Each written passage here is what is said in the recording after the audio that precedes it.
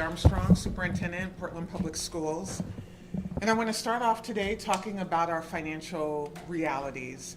And I appreciate being joined here by my team, by one of our school board directors, Vice Chair DePass, just to really talk about the state of Portland. You know, there's this literary quote that I love, and it's, "I awake each morning with a desire to save the world and savor the world." And when I think about that quote, I think about the realities here in Portland. There are so many amazing programs that happen across our schools, whether it is the high quality programming, the instruction, our teachers. We know that our families, that our community love to send kiddos and support the public schools. And then we also know that we want to savor all of that.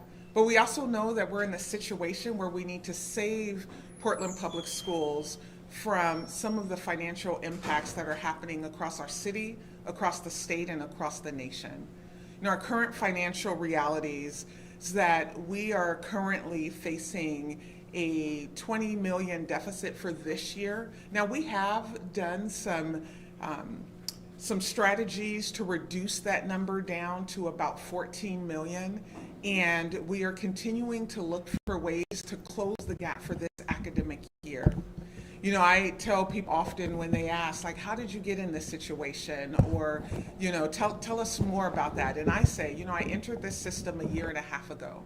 So imagine walking into a school system that is close to $1 billion in general fund with all of the planned expenses, the revenue addressing all of the planned expenses, and no savings, if you will, or a fund balance set at 5% that must stay at 5%, right? So that means that any unforeseen expenditure, any emergency situation, any disaster, then we need to pull from a planned expense to address that need. That's been our reality for the last couple of years. As we look to next year, we know that we're facing over $50 million in reductions. We've done a lot of work since December to engage community, to talk about what our plan is, and to have a preliminary draft of recommendations that total over 300 FTE. You know, this April, I will be giving my budget statement as well as a proposed budget to the board, and that will open up the conversation in the boardroom, and then by June we will be adopting the final budget. You know, we know that we've taken some pretty big steps to close our gap. So central office, we've communicated out that our central office leaders will be taking 5 furlough days. I'll be taking 6 furlough days. 4 of those days will just be non-paid work days.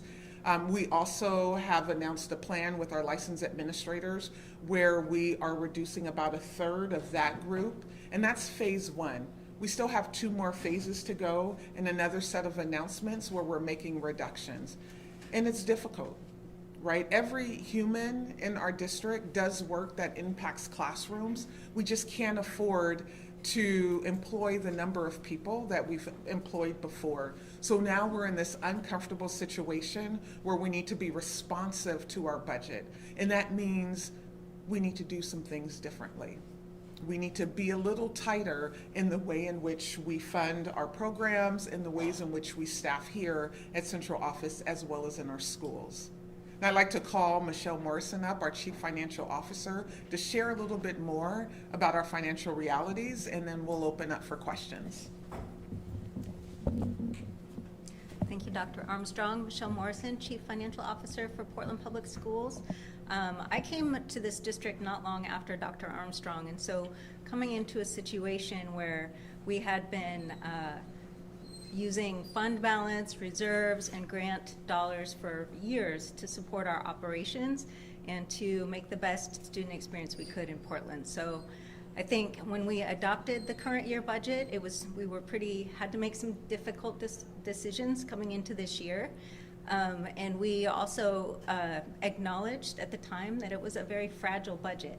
We made some assumptions in the budget around revenue and expenditures where they were just not giving us a lot of flexibility as things happen throughout the year. So we are experiencing revenue shortfall in our local option levy, and we've shared that last fall.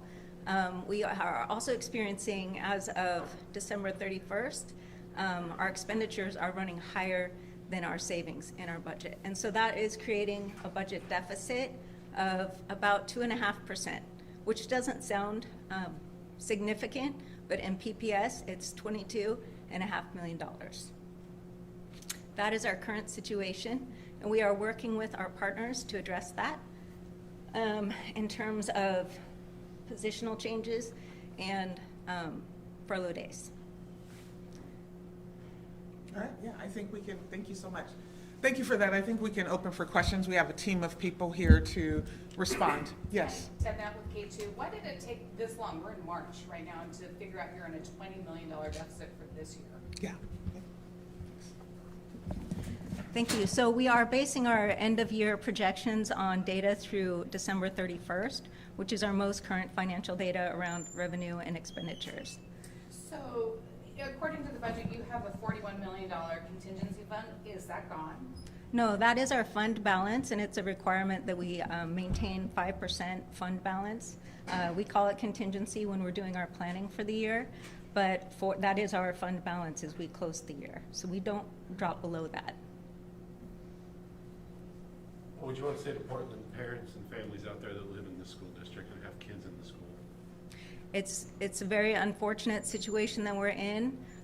Portland has been in financial challenges before, and we have experienced furlough days in Portland before. It's unfortunate. Please lean into your schools and your principals and support your teachers at this time. They could really use that extra support from you.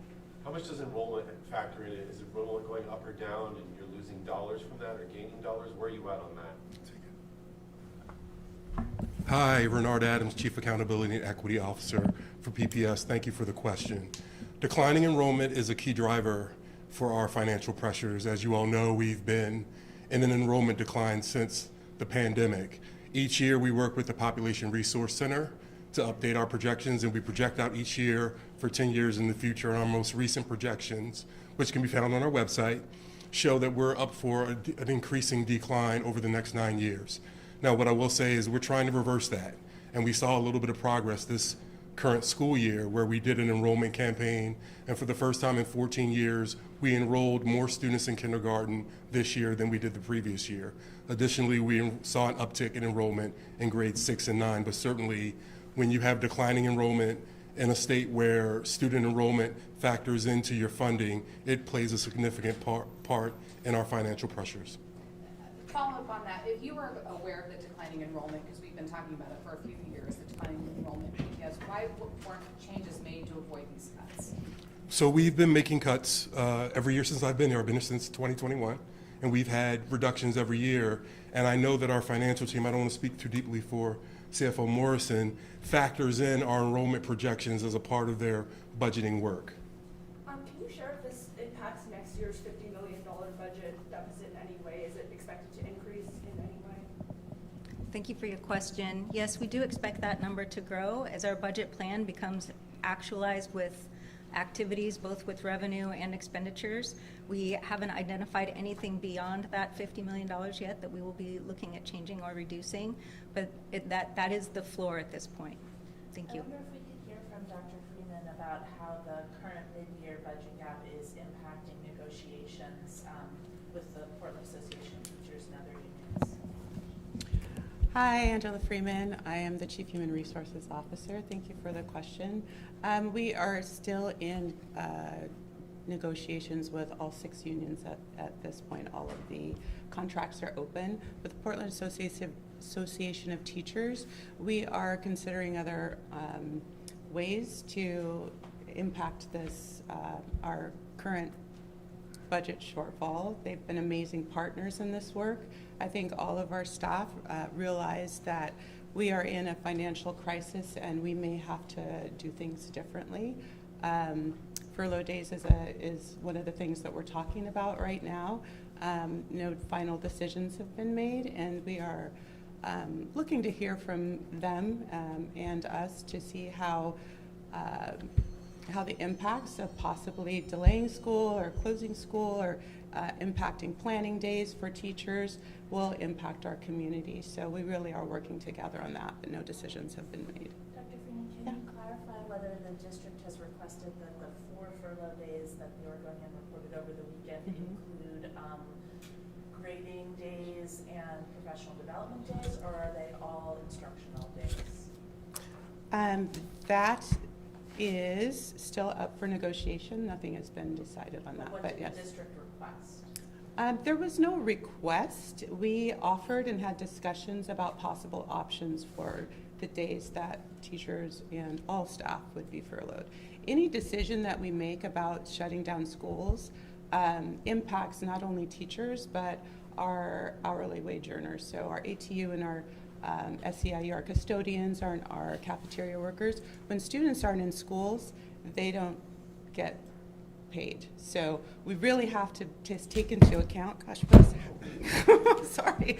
We have to take into account the impact of the decisions that we make on all of our staff, not just teachers. Certainly, but Yeah. grading days, those hourly folks aren't paid, right? Just so that I'm clear. That's because correct, they're yeah. not working. Mhm. So you Absolutely. can't say whether the district has said they would prefer potential furlough days to be on grading days and professional development days. What I have said to PAT is that we will always try to put our students in front of teachers as much as we possibly can. That's always going to be our preference. On the subject of furlough days, I wanted Sure. to ask about the impact on parents. Obviously, the district has to figure out its budget, but these unexpected days could potentially force a lot of people to figure out childcare on days they weren't expecting. So what's the message to parents as they're trying to keep up with what's even happening?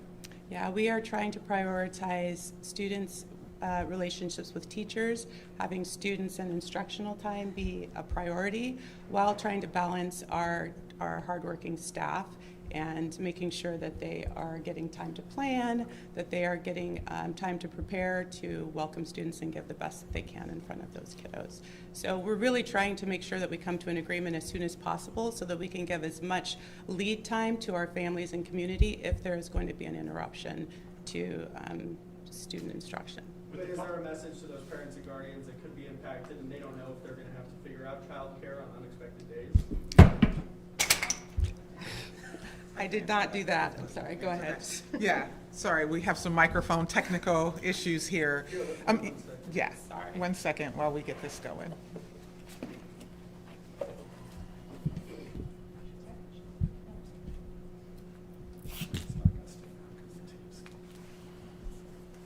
That's okay. There we go. There's another.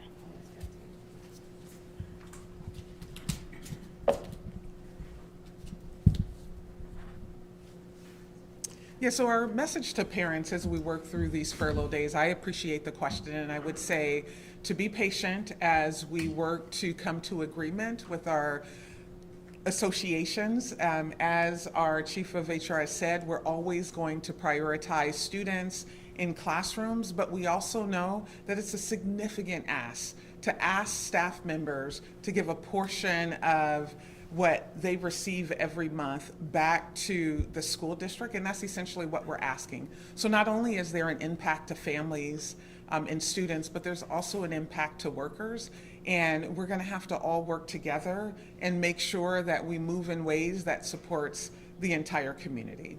Are the furlough days, is that just for the central office, or is that also including like everybody at PPS school, like all teachers, one? And then two, can you specify more about the other reductions that we could see in jobs and like what exactly are those roles coming from? Yeah, so the furloughs that I announced yesterday was central office leadership, and that is the 5 days that the senior leaders will take. The other is we're in conversations with our labor partners to see what, if any, days they will be in agreement with in terms of helping to close this year's budget. The absence of that would mean more cuts for next year, deeper cuts and getting into the classroom and some of those non-student facing roles. And we want to do everything we can to prevent that. So that is what's at stake right now with furlough days and what was communicated. We're hoping by this week we'll have more news about furloughs across the system. I think our goal and our hope is that all employee groups will agree to the furlough days as talked about with Human Resources, and that will impact and close the gap that we have this year, and then we can continue to focus on next year's budget. How many senior leaders would be impacted by, as of right now, just senior leaders, how many is that again? 13. So we are going down 13 senior license administrators, and we have another chunk that we'll be communicating out about now. But just for one specific group, 13 from that group are no longer, will no longer be employed after June 30th, unless of course they choose something How else. does that impact the district's ability to meet Division 22 standards? And are you concerned about that, particularly in areas like health or physical education, where there's a lot of state regulations? Yeah, I appreciate that question. I'm going to call up our Senior Chief Howard to answer that. Thank you for the question. My name is Christina Howard. I'm the Senior Chief of Academics. Some of our program changes, while we made this decision, we were prioritizing areas such as Division 22 compliance areas, ensuring that we had supports aligned to that. Just a little bit more examples around things that are potentially changing. We are limiting our new teacher and new leader supports. We are reducing our instructional coach supports and training because this aligns with our school-based reductions. We're consolidating state and federal program support. We're streamlining multilingual and DLI supports. We are reducing and separating our senior directors of schools into an operational facing role as well as an instructional facing role. And we have held special education harmless. Where do you guys see class sizes? If you're getting rid of teachers, does that mean the number of students per teacher, do you plan on going up across the district, or what should parents know about that? I'm going to ask Dr. Adams to share a bit more on class size. Sure, sure. Thank you for the question. We have not increased class size at the elementary school level at all. We have adjusted our staffing ratios at the middle school level and the high school level slightly. That will result in class sizes increasing slightly. We can't say by how much yet though, because that depends on student forecasting and individual school schedules. These may be questions for CFO Morrison, but I'm curious if you could address what the 8.5 million, like how you patch that 8.5 million in between 14 million and 22.5 million, like where that money came from, and then secondly, how you went from an initial 10 million budget shortfall forecast up to 14 million. Okay, thank you for that question. So we're moving pretty rapidly. We shared with Superintendent Armstrong and the cabinet team about the $22.5 million gap, right? That's the total gap. And within that, we've identified a list of things we could potentially change between now and the end of the year. And as we analyze those, we decide how practical they are, what actual savings would be, what would occur if we did those things. And so that's why that number is shifting around a little bit. As we were visiting with our labor partners, we shared how much per day a furlough would save across the district. And then we talked to them about different number of days. And so I'm not gonna share any more about those conversations, but that's kind of where that number is moving. It's all within that original gap of $22.5 million. Can you share any specific examples as to where the 8.5 million is being pulled from? Yeah, I think we're looking at controlling more discretionary spending. For example, overtime, discretionary use of substitutes, taking a careful look at our transportation and maintenance costs. Really, those were a couple areas that are higher than budgeted this year. And so really just pulling back on those things when we can. Ensuring that all of our hiring is necessary, even in the schools, between now and the end of the year. So I think those are several things that we haven't implemented as controls as of yet, but we have estimated that they will save that much.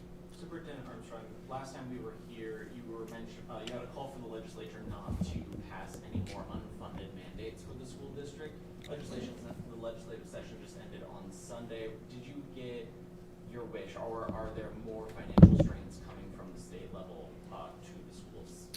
Yeah, and I have Chief Kafori that would love to answer, and I want to come back and follow up on just an example of just thinking of our financial realities. Transportation in Portland Public Schools is about a $50 million cost. So we're reimbursed about 70% from the state for the transportation of students. We're not reimbursed when a bus needs repair, when there are just replacements or things like that. And so we've noticed that the cost for transportation has run about $5 million higher so far this year, right? And so we're responding appropriately to figure out, like, is it bus failure? Is it the technical part where we don't get reimbursed? Or is it the miles driven for students, and then we can count that as revenue? And how might we address that next year? Because if we're transporting kids, most of the time it is mandated because of whether it's homeless, students with IEPs, or just for elementary programming, right? And so that's one of the things that we grapple with, that we have to make adjustments to. But for the legislator, I'm going to call up Chief Kafori to answer. Thank you, Dr. Armstrong. Deborah Kafori, Chief of Staff. We were pleased that the legislature did not offer up any additional unfunded mandates during this short session. However, noted they did not address any of the areas that we had asked them to, that we asked for them from last session too. And that includes making the PERS, our PERS accountability, more predictable. Right now, we did not mention that this current school year, we were handed last November a $32 million bill that we had no way to prepare for. That is unacceptable. So we are going to ask them again next session to please make that more predictable so that we can budget more accurately. The other area that we have unfunded mandate is for special education. We have a cap at how much we are reimbursed by the state. We also heard from Dr. Armstrong about our transportation. So there are a lot of unfunded mandates that are still yet to be looked at, and that is what's going to be our top of our legislative agenda for the next long session. Thank you. Real quick on that note, are any plans on calling on the governor to call a special session, maybe dip into the education reserve? We have been in contact with the governor's office about the Education Stability Fund. We've been in contact with all of our legislators about that, and we have received zero indication that they are looking to tap those funds. What we're hearing from them is that it's going to be worse next year, so they want to save the money. We'll be asking for it again next session. I have a question for Vice Chair DePass, as somebody who has been around longer perhaps than others who are with us today. We heard Dr. Armstrong CFO Morrison talk about past decisions to backfill the budget with one-time grant funding like ESSER dollars, or to spend down reserves. In retrospect, do you think that was a mistake? Well, so we had one-time funds that are exhausted, and we have a contingency that allows for a 5% fund balance and not to go below that.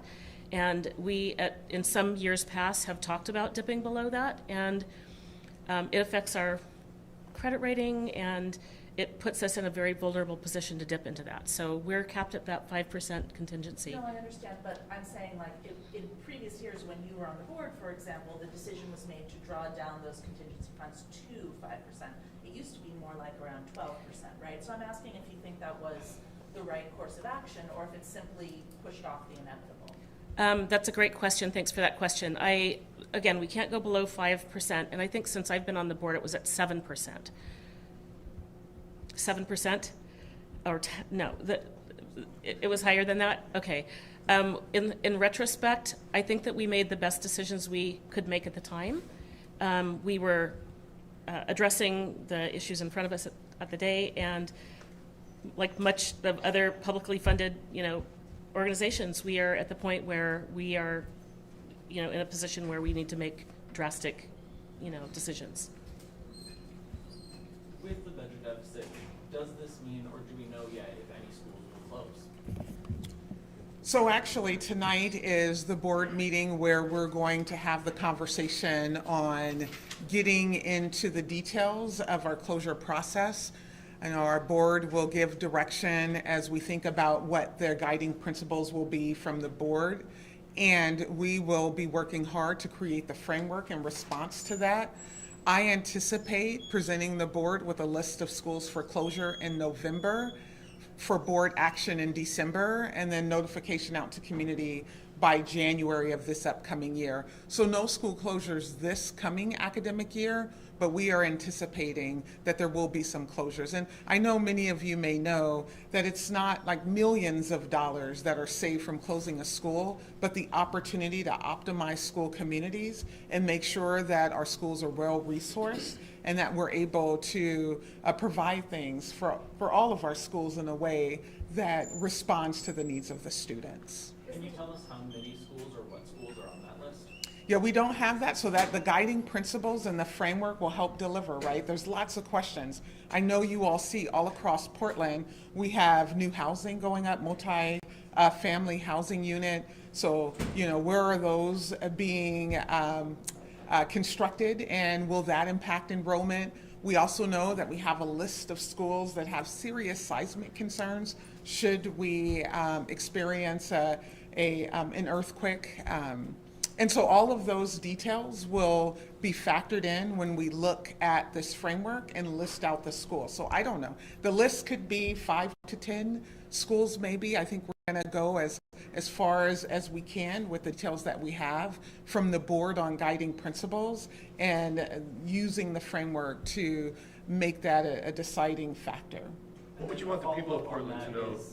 If you have to close more schools, and you mentioned earlier transportation costs are already high, you have to bus students further to get them to a school because you closed one, is that even solving this gap at all, or is that just creating a new gap? Yeah, we anticipate that there'll be some savings, but as I said before, closing schools isn't like a significant savings where we're getting $5 to $6 million. I think where the savings is the optimizing of those school communities. We have elementary schools. Our smallest elementary school has 160 students. Our largest elementary has 562. So if you notice, the difference between those two is pretty significant. And that's as of last week. Those numbers are always changing, but that's what we respond to. You're looking at the numbers every day. What is the one thing you wish everybody in the public got to see that you did that would help them understand? The one thing that I wish that community could see is that we are trying to solve a problem with no reserves available. Right? We have revenue coming in, we've planned expenditures based on that revenue, and we've had significant emergencies. We have complex legal cases going on. We don't know what those final law bills will be that is beyond the legal office here in Portland. We've had 7 emergency declarations for building failures. We weren't able to bill insurance for those things. We had to access funds from another budget to be able to cover the cost because there's nowhere else to grab. And then I will say that as we know that there is a tremendous amount of need across this urban city. And so when we hear from schools and from classrooms that staffing is needed, we allocate that staffing. But again, we don't have this magical account where we're pulling those funds to address. And so what people hear is like, oh my goodness, there's a mid-year gap. The sky is falling. There's some things that are happening that isn't going as planned. It's like, well, right, we're operating with funds that we don't have available because of the fund balance being locked at 5%. What I know our plan is in the future is while we're making these reductions in a structural way, not just one-time reductions, we need to build back up a fund balance so that we can address the emergencies that happen. That's the only way to be good stewards of the public dollars that we receive, and that's our priority. We have time for one more question, and then we're going to close out with a statement from Dr. Armstrong. So just one You've more said question. that declining enrollment is a driving factor for this big budget deficit, and as families hear about what's going on now and hear that next year's looking worse, what's your message to families that are hearing about all this and questioning whether or not they want to keep their students in the district? Yeah, I appreciate that. You know what? Our schools continue to be beautiful, brilliant places to send kids to. Our teachers are strong, they're experienced, they love the kids in their classroom, and they're working really hard to make sure that we continue to have high quality teaching and learning happening in all of those spaces. We won't compromise that. Now, some of the things that we were able to do before, the ways in which we intervened, the ways in which we were able to do some support with some resources will change. And we will continue to fight for resources so that we can have those classrooms be all that they're meant to be. And I mean, I will just say, when you think across the city of some of the things that impact us, right? We think of, we have families that are fighting addiction, that is fighting homelessness, that's fighting food insecurity. Those children of those families arrive in our classrooms every day. We have to respond for every single one of our students, and that takes resources. That's beyond teaching and learning. And I think, is that a student? I want to make sure that we get a student question. I saw your hand. Yes. I just had a question for Financial Officer Morrison. Sure. In response to the large reductions we're going to see in the next couple of years, you responded that you said we've been cutting down on discretionary spending and focusing on necessary hiring. Could you maybe give me an example of what would be unnecessary hiring in these types of situations, or maybe has been in the past? Yeah, certainly. So for over the last year, we've been really cautious in our hiring for central office. Any non-student facing position goes on, if someone leaves the district, we put that position on a list and evaluate it very carefully before we post and before we hire, to make sure that those resources, again, are saved so that we can keep them for student facing positions. I think at this time of year, we're not too far away from, even the end of the school year. And so for teachers that leave us at this time, we have an agreement with our labor partner about how and when we can just use, but use substitutes to the end of the year before automatically refilling a position. And we've already worked on our staffing for schools next year. And so I think it's important to know that, that plan has already been in place. Any discretionary spending, we're monitoring very carefully. Thank you for being here. I think I'll just close out by saying that we will continue to bring information to our community early and often. We are committed to being good stewards of the public dollars that we receive, and that we will continue to advocate for adequately funding public schools so that we're able to meet the needs of our diverse, brilliant, and beautiful community. It's going to take all of us. Right? Portland Public Schools, we're not on an island in what we're seeing happening across this state. And it is going to take all of us in prioritizing what it means to fund schools, and fund schools in a way where our students continue to thrive. Appreciate you all being here, and we look forward to the next update. Thank you.